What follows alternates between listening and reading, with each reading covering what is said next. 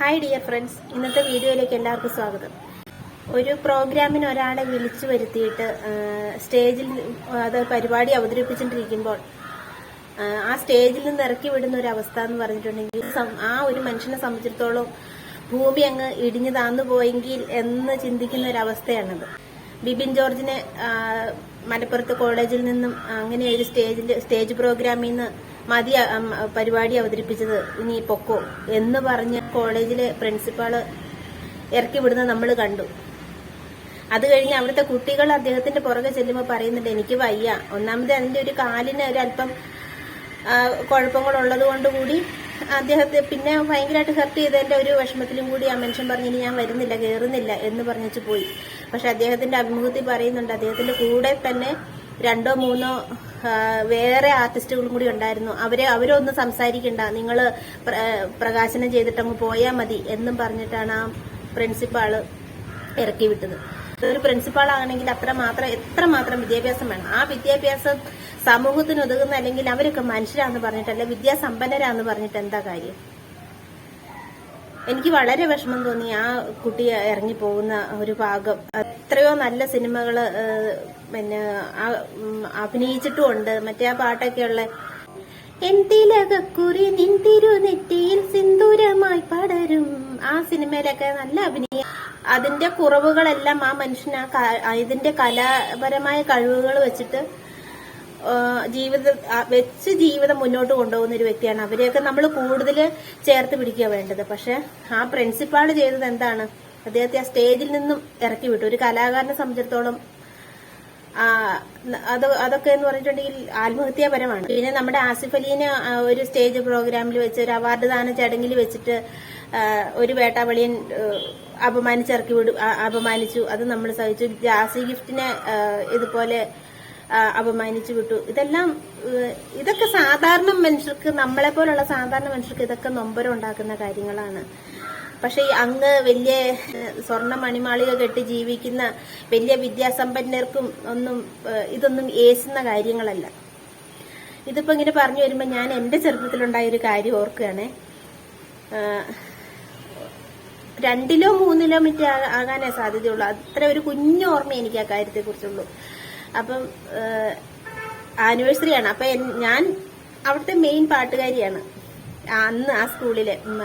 എന്റെ school Panamkutty saint Joseph UP സ്കൂളാണ്. അപ്പം അവിടെയായിരുന്നു എന്റെ UP വരെയുള്ള പഠനം. അപ്പൊ അതുവരെ ഞാനായിരുന്നു അവിടെ എല്ലാ കാര്യത്തിനും ഫസ്റ്റ്. പാട്ടിന്, ഡാൻസിന് എന്ന് വേണ്ട എല്ലാ കാര്യങ്ങൾക്കും ഫസ്റ്റ് ഞാനാണ്. അപ്പൊ എന്റെ സ്കൂൾ ടീച്ചർ ബീന എന്ന് പറഞ്ഞ ടീച്ചറാണ്. ടീച്ചർക്ക് എന്റെ പാട്ട് ഭയങ്കര ഇഷ്ടം. അപ്പം എന്നെ കൊണ്ട് ടീച്ചർ ആദ്യം പാടിച്ച പാട്ട് സത്യനായക മുക്തിദായക പുൽത്തൊഴുത്തിൽ. അപ്പൊ അന്ന് വരെ ഞാനിങ്ങനെ പാടും എന്ന് അവർക്കറിയത്തില്ലായിരുന്നു. അത് കഴിഞ്ഞ് കഴിഞ്ഞപ്പോൾ ആ പാട്ടിങ്ങനെ പാടി കഴിഞ്ഞ് കഴിഞ്ഞപ്പോഴാണ് ടീച്ചർമാർക്ക് മനസ്സിലായത് ഞാൻ പാട്ട് പാടും എന്ന്. പിന്നെ ആനിവേഴ്സറികളിലായി അങ്ങനെ ഇങ്ങനെ എല്ലാ കാര്യത്തിലും എന്റെ ഒരു പാർട്ടിസിപ്പേറ്റ് എപ്പോഴും അവിടെ ഉണ്ടായിരുന്നു.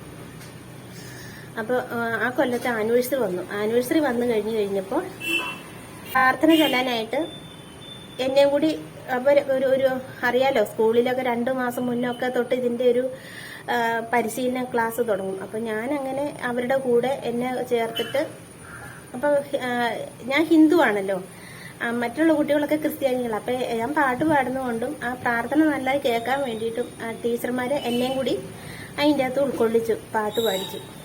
അപ്പൊ ആ പാട്ടെല്ലാം പഠിച്ചു. എന്റെ അല്ലാണ്ടുള്ള പ്രോഗ്രാംസ് ഉണ്ട്, അതിന്റെ കൂടെ ഈ ഈശ്വര പ്രാർത്ഥനയുണ്ട്. അപ്പൊ അന്ന് ആനിവേഴ്സറി നടക്കുകയാണ്. ആനിവേഴ്സറി നടന്ന് ഞാൻ ഒരേപോലത്തിലുള്ള ഡ്രസ്സൊക്കെ മേടിച്ചപ്പോൾ, ഡ്രസ്സ് മേടിക്കാനൊന്നുമില്ല, ആ കളറുള്ള ഡ്രസ്സ് അയൽവക്കത്തുനിന്ന് മേടിച്ചിട്ട് അതിടും. ആ പ്രായത്തിലുള്ള പിള്ളേരുടെ അങ്ങനെയൊക്കെയാണ് അന്നെല്ലാം. ഈ മിക്ക പിള്ളേരും അങ്ങനെയൊക്കെയാണ്. അവനവന് ഭാഗമുള്ള ഡ്രസ്സ് അടുത്ത കൂട്ടുകാരിയുടെ അടുത്തുനിന്നോ ആ കളറുള്ള അങ്ങനെയൊക്കെ എക്സ്ചേഞ്ച് ചെയ്തിട്ടൊക്കെയാണ് ഇത് അവതരിപ്പിക്കുന്നത്. അപ്പം ഞാനും അങ്ങനെ എൻ്റെ ഒരു കൂട്ടുകാരിയുടെ വെള്ള ഷർട്ടൊക്കെ മേടിച്ചിട്ട് ഭയങ്കര സന്തോഷ കുട്ടിയല്ലേ, ഞാനിങ്ങനെ നിൽക്കുക. സ്റ്റേജിലേക്ക് കയറാനായിട്ട് ഒരു 10-15 മിനിറ്റ് ഉള്ളപ്പം ഞങ്ങളുടെ ഹെഡ് മിസ്ട്രസ് വന്നിട്ട് പറയാം, ബിന്ദു പാടണ്ട, ബിന്ദു വേറെ പരിപാടിയില്ലേ, ബിന്ദു ഈശ്വര പ്രാർത്ഥന പാടണ്ട എന്ന് പറഞ്ഞു. അപ്പം എനിക്ക് ഭയങ്കര വിഷമം എന്ന് പറഞ്ഞാൽ വേറൊന്നുമല്ല. എൻ്റെ അമ്മ അത് കേൾക്കാനായിട്ട് നോക്കിയിരിക്കുക എൻ്റെ കൂട്ടുകാരുടെ മുന്നിൽ. അപ്പൊ എനിക്ക് ആ ഒരു കുഞ്ഞു പ്രായത്തിലും എനിക്ക് ഭയങ്കരമായിട്ട് അപമാനപ്പെട്ട പോലെ എനിക്ക് തോന്നി. അപ്പൊ ഞാൻ പറഞ്ഞു എനിക്ക് പാടണം, എനിക്ക് പാടാതിരിക്കാൻ പറ്റില്ല എന്ന് പറഞ്ഞു. ഇല്ല ബിന്ദു, ഹെഡ് മിസ്ട്രസ് പറഞ്ഞു ബിന്ദുവിനെ ഹിന്ദു പിള്ളേര് ഈ പരിപാടിക്ക് പാടണ്ട, ക്രിസ്ത്യൻ പിള്ളേരുണ്ടല്ലോ, പിന്നെ ഇപ്പൊ എന്തിനാണ് ഈ ഈശ്വര പ്രാർത്ഥന കൊണ്ടുവന്ന് ഹിന്ദു കൊച്ചിനെ കൊണ്ട് പാടിക്കണമെന്ന് അന്നത്തെ ഹെഡ് മിസ്ട്രസ് പറഞ്ഞു. ഏതോ ഒരു പെട്ടി ഓട്ടോറിക്ഷയാണ്, എനിക്ക് എന്റെ പേരൊന്നും ഓർമ്മയില്ല. അപ്പം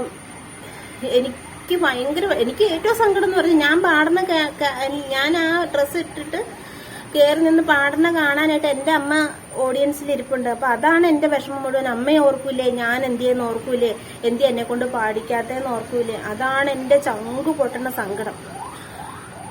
അപ്പൊ ഞാനിങ്ങനെ വിഷമിച്ചിങ്ങനെ നിൽക്കും. അപ്പം എന്നെ ഒരുപാട് ഇഷ്ടമുള്ള വേറൊരു സിസ്റ്റർ ഉണ്ട്, വലേരിയ സിസ്റ്റർ എന്നാ പേര്. അതിന്റെ പേര് ഞാൻ എന്റെ ജീവിതത്തിൽ മറക്കില്ല. അപ്പൊ സിസ്റ്റർ വന്നിട്ട് ചോദിച്ചു, എന്താ മോനെ, മോളെന്താ ഇങ്ങനെ വിഷമിച്ച് നിൽക്കണമെന്ന് ചോദിച്ചു. അപ്പം മറ്റേ ബീന ടീച്ചർ പറഞ്ഞു, മിസ്ട്രസ് വന്നിട്ട് പറഞ്ഞു ബിന്ദുവിനെ കൊണ്ട് ഈശ്വര പ്രാർത്ഥന ചൊല്ലിക്കണ്ടെന്നാ പറഞ്ഞ, ഹിന്ദു കുട്ടിയല്ലേ, അപ്പം ക്രിസ്ത്യൻ പിള്ളേര് പാടട്ടെ എന്നാ പറഞ്ഞെന്ന് പറഞ്ഞു. അങ്ങനെ പറഞ്ഞിട്ടിരിക്കുമ്പോ അവിടുത്തെ അച്ഛനും ഇങ്ങനെ വരുക. അപ്പൊ പിള്ളേര് ഞാനിങ്ങനെ സങ്കടപ്പെട്ട് ഇപ്പൊ പൊട്ടുമെന്നും പറഞ്ഞിട്ട് നിൽക്കുന്നത്. അപ്പൊ ആ അച്ഛനും വന്നു ജോസച്ചനാന്ന് എനിക്ക് തോന്നുന്നു. അപ്പൊ ആ അച്ഛനും വന്നേച്ച് ചോദിച്ചു, എന്താ ഈശ്വര പ്രാർത്ഥനയുടെ പേര് വിളിച്ചിട്ടും പിള്ളേരൊക്കെ ഇങ്ങനെ, അപ്പൊ ഞാൻ കയറണോ വേണ്ടയോ, അങ്ങനെ ഒരു ഇതില് പിള്ളേര് നിൽക്കുക. അപ്പൊ ഈ പിള്ളേരുടെ കോൺഫിഡൻസ് എന്റെ കയ്യിലാണ്. അപ്പൊ ഇവരും ഇങ്ങനെ അന്താളിച്ച് നിൽക്കുക.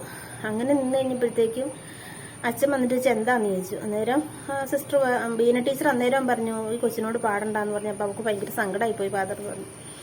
അപ്പൊ അച്ഛൻ എന്ത് ചെയ്തെന്നറിയാവോ, എന്റെ കൈ പിടിച്ചിട്ട് അച്ഛനെന്നെ സ്റ്റേജിൽ കയറ്റിയിട്ട് പാടിക്കോളാൻ പറഞ്ഞു. അങ്ങനെ അച്ഛന്റെ കൈ പിടിച്ച് ഞാൻ പോയി ഈശ്വര പ്രാർത്ഥന പാടി. അപ്പൊ ഇപ്പോഴും അതെന്റെ കണ്ണ് നിറയിക്കുന്നുണ്ടെങ്കിൽ എന്തുമാത്രം സങ്കടം എനിക്ക് ഉണ്ടായിട്ടായിരിക്കും അന്ന്. പക്ഷെ ഞാൻ ഒരിക്കലും അമ്മയോട് ആ സംഭവം ഞാൻ പറഞ്ഞിട്ടില്ല. അമ്മ എന്നെ വിട്ടുപോയി. പക്ഷെ ഞാൻ ഒരിക്കലും അമ്മയ്ക്ക് ആ ഒരു അന്നേരം എനിക്ക് സങ്കടമാണെന്ന് പറഞ്ഞാൽ അമ്മയ്ക്ക് സങ്കടമാവൂലെന്ന് ഓർത്ത് ഞാനത് അമ്മയോട് പറഞ്ഞില്ല. ആ അപമാനം അങ്ങനെ ഉള്ളില് കിടന്ന് തിളയ്ക്കുമായിരുന്നു ആ കുഞ്ഞു പ്രായത്തില്. പക്ഷെ ആ അച്ഛനന്ന് എന്നെ അങ്ങനെ പിടിച്ച് കയറ്റിയില്ലായിരുന്നെങ്കിൽ, ആ സ്റ്റേജിലേക്ക് എന്നെ നയിച്ചില്ലായിരുന്നെങ്കിൽ എനിക്ക് ഒരുപാട് സങ്കടമായേനെ, ഭയങ്കര അപമാനമായി പോയേനെ. ഒരു ഹിന്ദുവായിട്ട് ജനിക്കുക എന്നുള്ളത് അത്ര വലിയ തെറ്റൊന്നും അല്ലല്ലോ. ടീച്ചർമാർ എന്നെ അതുപോലെ കരുതിക്കൊണ്ടിരുന്നതാണ്. അപ്പൊ പുതിയ ഹെഡ് മിസ്ട്രസ് വന്നു കഴിഞ്ഞപ്പം അവർക്ക് ഭയങ്കര ജാതി സ്പിരിറ്റ്, അതിന്റെ പേരിൽ സംഭവിച്ചതാണ്. അതുകൊണ്ടാണ് എനിക്ക് ഈ അപമാനിക്കപ്പെടുന്ന ആ ഒരു മനസ്സെനിക്ക് എപ്പോഴും മനസ്സിലാവും. ജീവിതത്തിൽ പല സ്ഥലത്തും ജീവിതത്തിൽ ഒരുപാട് തവണ ഇങ്ങനെ ഓരോ കാരണങ്ങളുണ്ട്. അല്ലെങ്കിൽ എനിക്ക് പൈസ ഇല്ലാത്തതിന്റെ പേരിലോ അല്ലെങ്കിൽ എന്റേതായ പരിമിതികൾ വെച്ചിട്ട് ഒരുപാട് തവണ ഞാനിങ്ങനെ പുറകോട്ട് എനിക്ക് മാറേണ്ട വന്നിട്ടുണ്ട്. അങ്ങനെയുള്ള അവസ്ഥ എനിക്ക് അറിയാവുന്നതുകൊണ്ടാണ് ഇങ്ങനെ ഈ സ്റ്റേജിൽ കയറ്റി ഇപ്പം സന്തോഷ് പണ്ഡിറ്റിനെ, ജാസി ഗിഫ്റ്റിനെ, ഇപ്പം ഈ കൊച്ചിനെ, ആസിഫ് അലീനെ അങ്ങനെയൊക്കെ അപമാനിച്ചപ്പോൾ എനിക്ക് ഒരുപാട് സങ്കടം തോന്നിയതും അതുകൊണ്ടാണ്. അപ്പം മനുഷ്യന് വിദ്യാഭ്യാസം അല്ല അത്യാവശ്യം. വിദ്യാഭ്യാസം ഇല്ലാത്ത എത്രയോ മനുഷ്യർക്ക് വിവേകമുണ്ട്. മനുഷ്യന് വിവേകവും തിരിച്ചറിവുമാണ് ഏറ്റവും അത്യാവശ്യം. അപ്പം ആ പ്രിൻസിപ്പാള് ഈ ഒരു കലാകാരന്റെ കാല് പിടിച്ച് പറഞ്ഞാൽ പോലും, മാപ്പ് പറഞ്ഞാൽ പോലും അന്നേരം ബിബിൻ അനുഭവിച്ച മനോവേദനയ്ക്ക് പകരമാവില്ല. ഇങ്ങനെയുള്ള ഓരോരോ എന്താ അതിന് പറയണേ, വൃത്തികെട്ട മനുഷ്യരുള്ളത് കൊണ്ട് എത്രയോ മനുഷ്യരുടെ മനസ്സ് വിഷമിപ്പിക്കുന്നു. അപ്പൊ ഞാനിത് പറഞ്ഞു വന്നപ്പം ഞാനാകെ ഒരു കഥ പറഞ്ഞെന്നുള്ളു. അങ്ങനെ ഒരുപാട് സങ്കടങ്ങൾ അനുഭവിച്ചിട്ടുണ്ട്.